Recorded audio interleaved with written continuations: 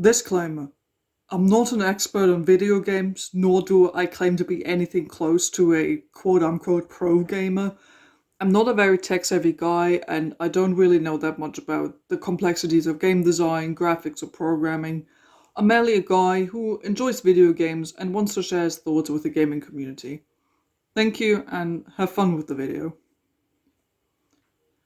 Almost 25 years ago, I saw my older brother boot up his new GameCube console with his first game for that system, Sonic Adventure 2. I was around 6 or 7 years old. I'd never heard of Sonic the Hedgehog, but when I saw the opening cinematic and was greeted by the melody of Live and Learn, I knew I was looking at something pretty cool. And then, when you decide to start the story with the one and only blue colored and quilled protagonist, you are introduced to SA2 with one of the best opening levels I have ever seen: City Escape.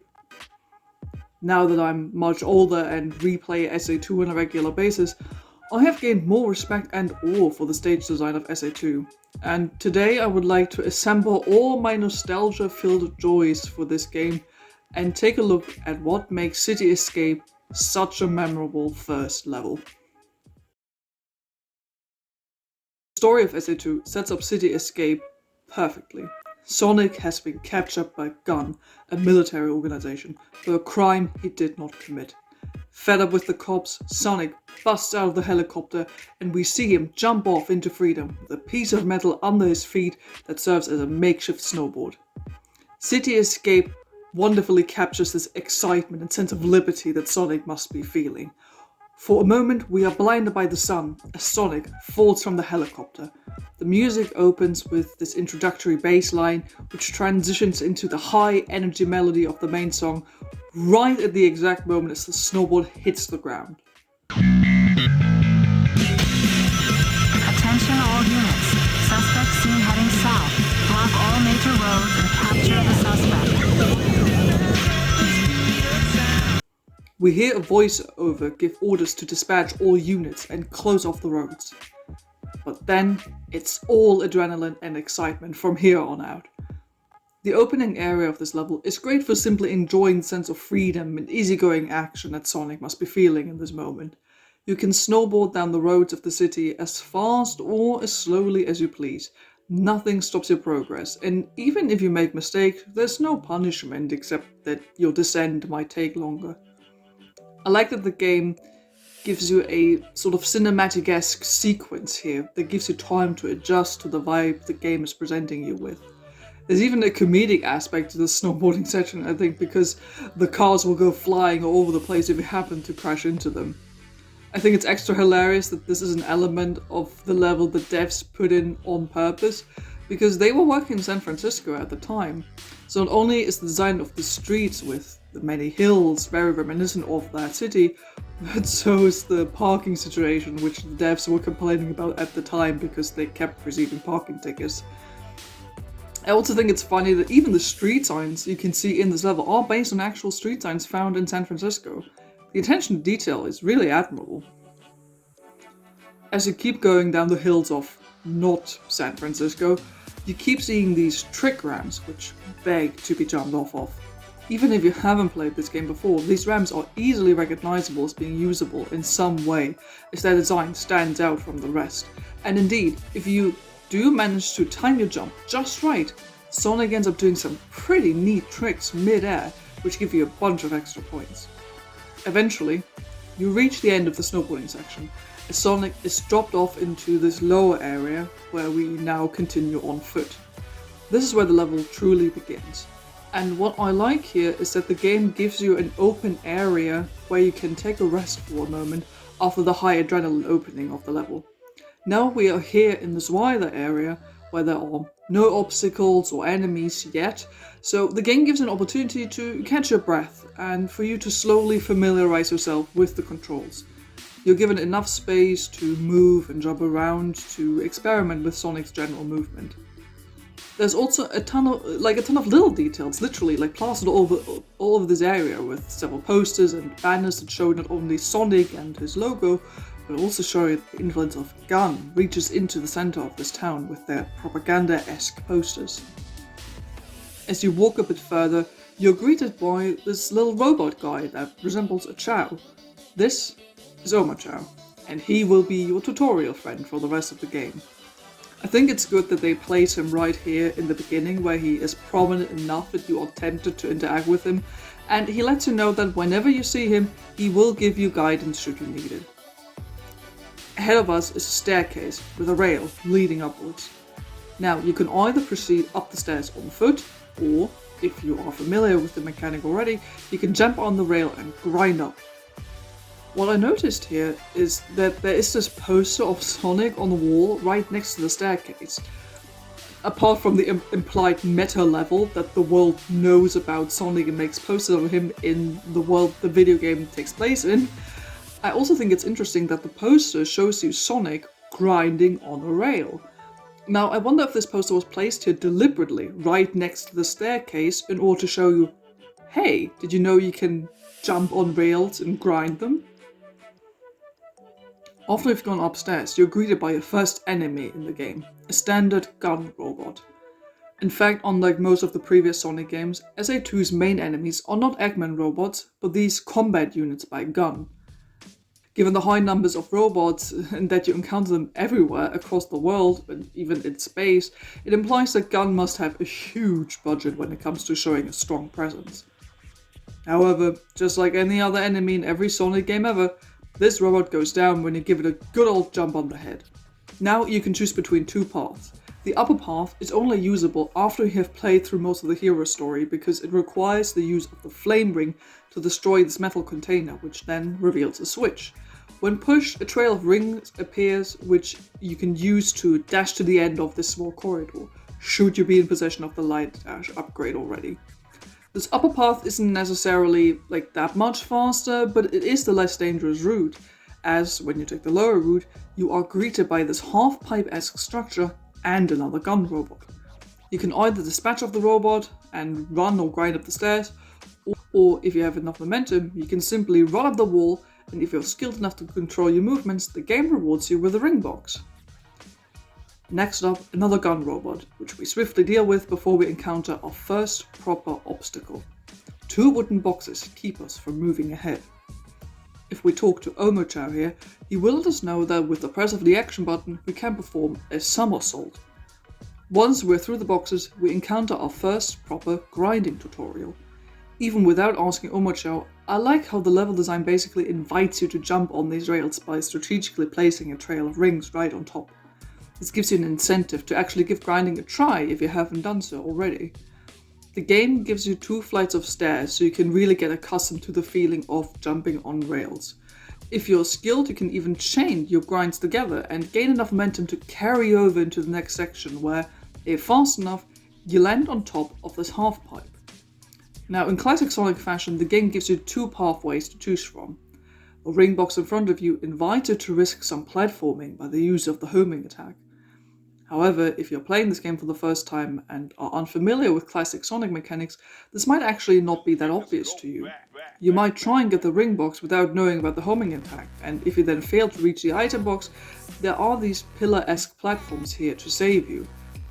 However, there is also the risk of dying.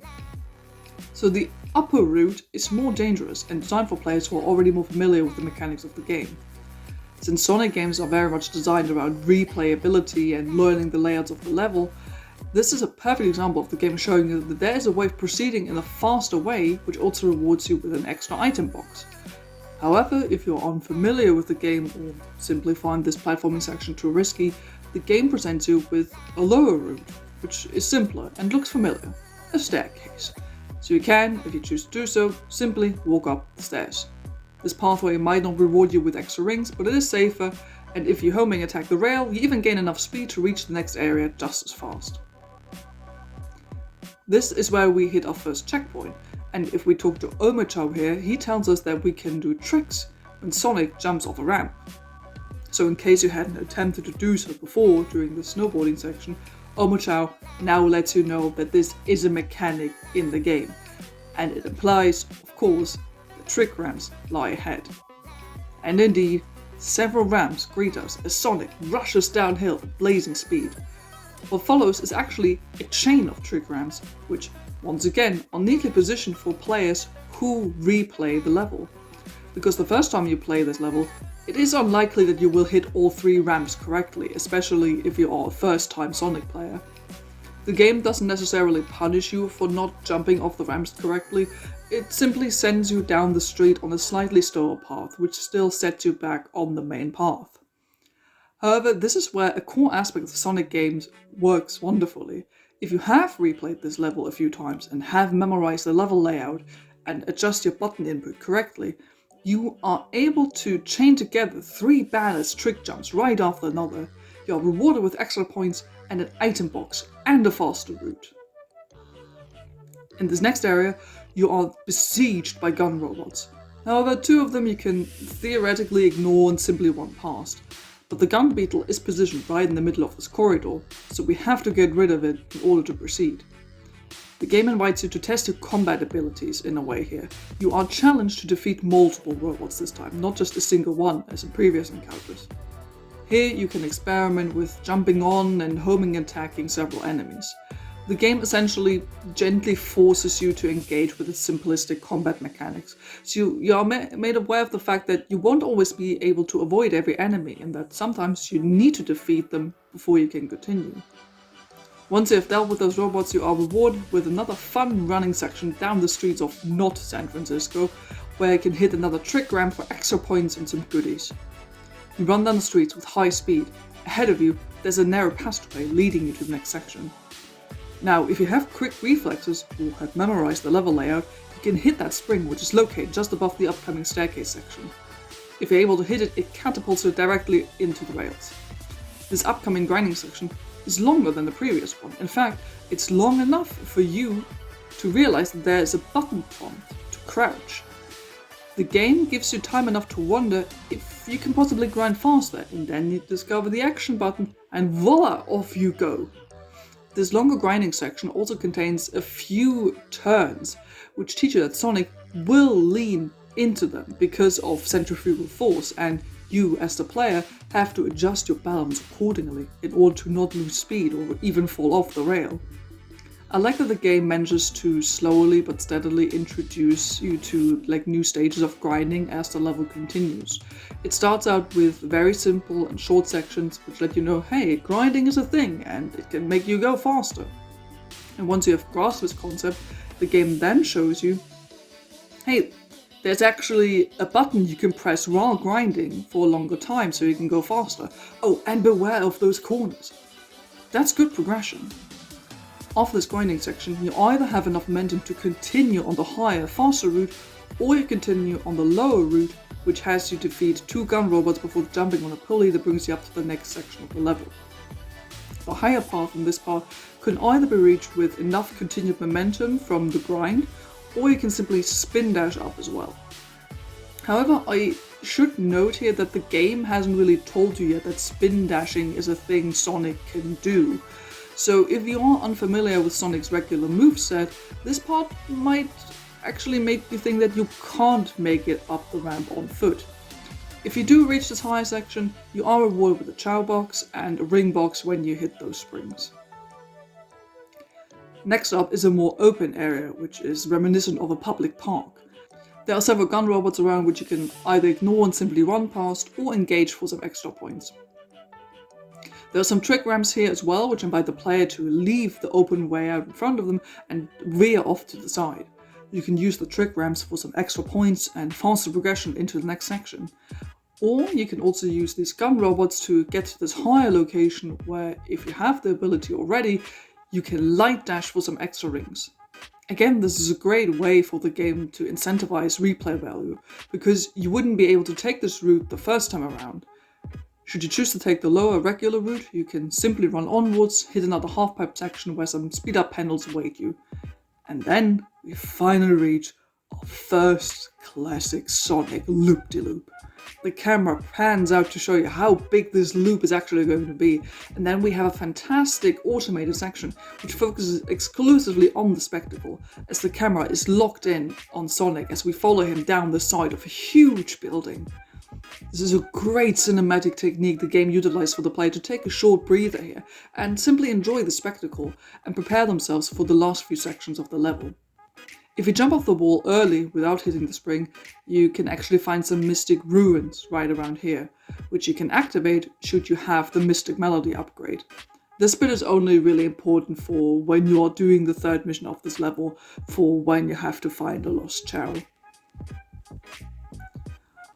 Following the big run down the building, you hit some springs which launch you straight ahead. If you have enough momentum and quick reflexes, you can actually grab onto these horizontal red bars right here.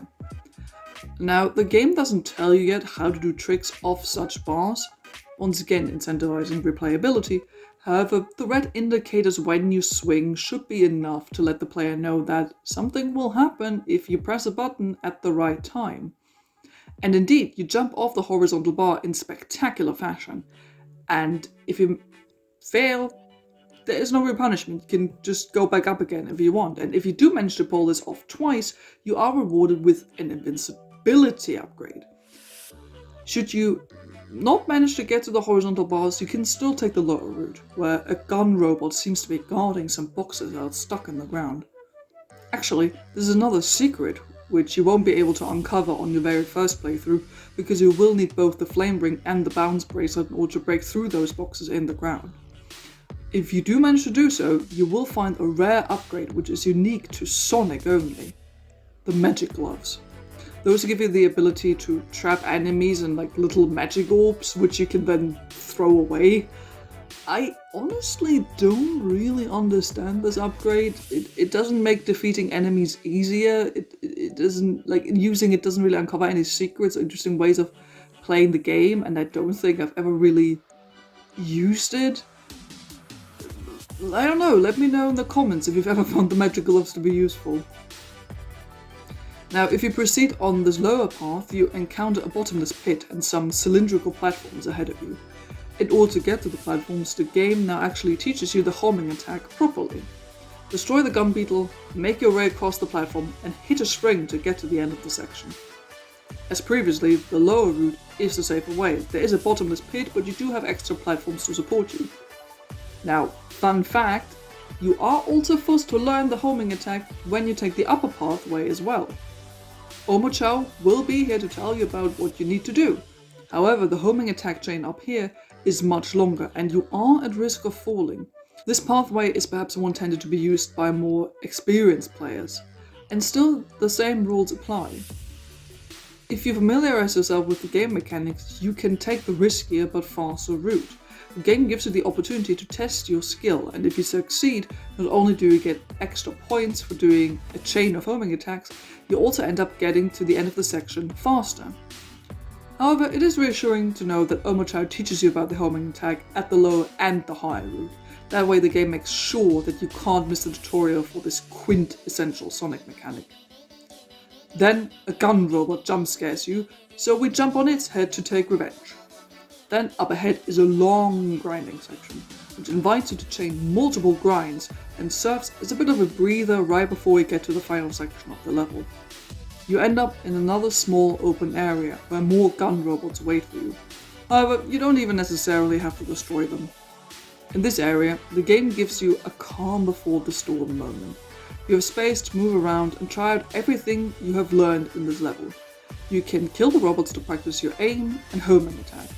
The cylindrical platforms are a reminder to not forget your platforming.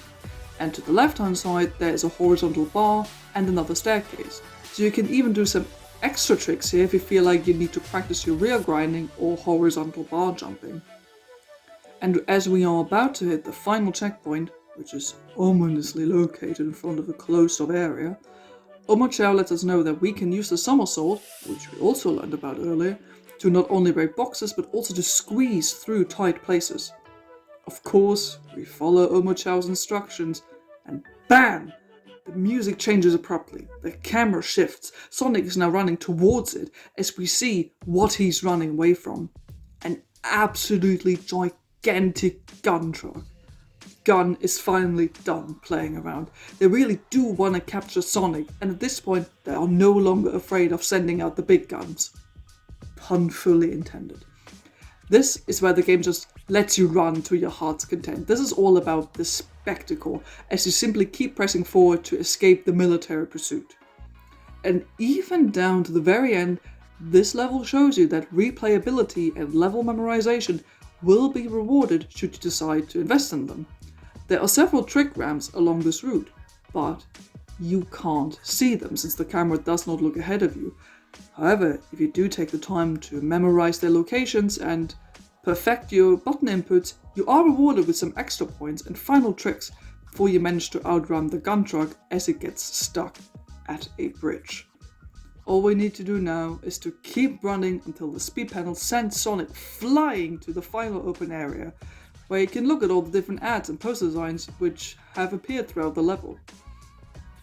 With the shock of the truck chase left behind, you can finally hit the goal ring and come to the end of one of the best levels in Sonic history. Yes!